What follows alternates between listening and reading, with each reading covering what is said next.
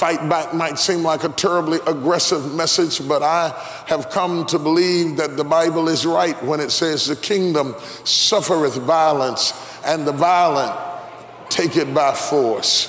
I have come to learn that if you don't take it by force, you won't take it at all. These fair weather Johnny-come-lately saints who sit in the cut and wait for good things to happen spend years and life passes them by because they are not aggressive enough to seize the things that God has for them. I read in the word that Joshua was so radical a warrior. Joshua would fight anybody, anytime, anywhere. When Moses was on the mountaintop with his hands up, Joshua was down in the valley fighting the Amalekites. He would fight. He had a fighting instinct. He was so ready to fight that he one time walked up on God, manifest in an angel, and said, "Are you for me or against me?" He pulled his sword. He said, "Don't you start nothing. While I'm fighting, I'll fight you." Of course, the Lord had to calm him down and put him in his place and remind him of who he was, but he had that fighting, aggressive nature. I think that that's part of masculinity. There needs to be something in you that will respond to the challenge at hand. I'm not talking about physical fighting, but I'm talking about that aggressive nature that causes you to not allow the enemy to take over your stuff. It ought to be in a man, and I would rather God have to slow me down sometime rather than push me forward. I see so many men today that you always have to push them and prop them up and put bricks up under them and point them in the right direction, and if you don't give them a back rub and a cup of coffee and a donut, they can't make it through the night shift. But we need some strong, tough men who have steel in their back. I'm tired of jelly-back, weak-kneed, broke wrist, limp-wristed, Johnny-come-lately passive men who will allow the enemy to come in and do anything. And frankly, I think the women are up against it sometime because the Bible said that they are to be a helpmeet. But how can you help somebody who's not going anywhere? There's nothing worse than being stuck in a secondary position behind a first man who won't move.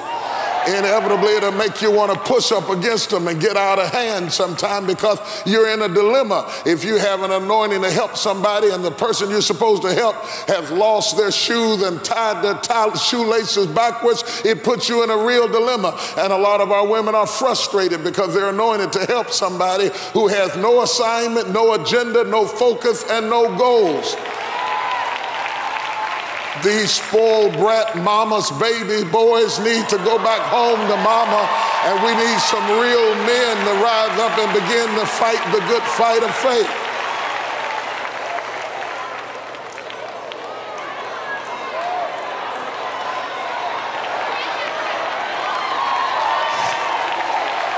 It's one thing to need encouragement, and it's another thing to need a diaper and a baby bottle. Can you hear what I'm saying?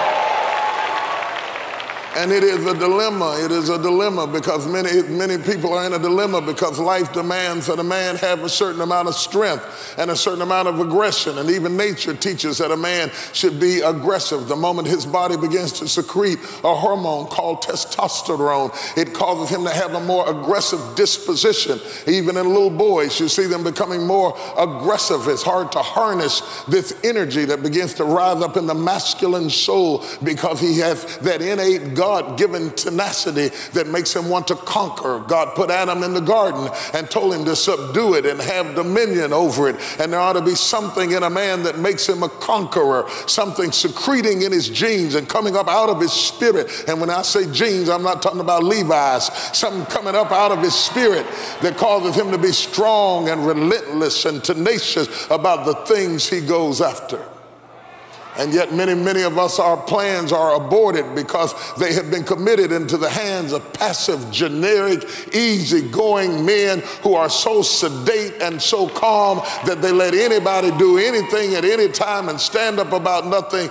These men have become so passive and so timid that they need to be healed. But I'll tell you something. You show me a passive, timid, intimidated, insecure man, and I'll show you a man that's been violated sexually, emotionally, or spiritually spiritually in some way of his life, because God created the man in the likeness and the image of God. And there ought to be something in a man somewhere that roars like a lion and not whimpers like a kitten. There ought to be something down inside of you that roars to fight the good fight of faith.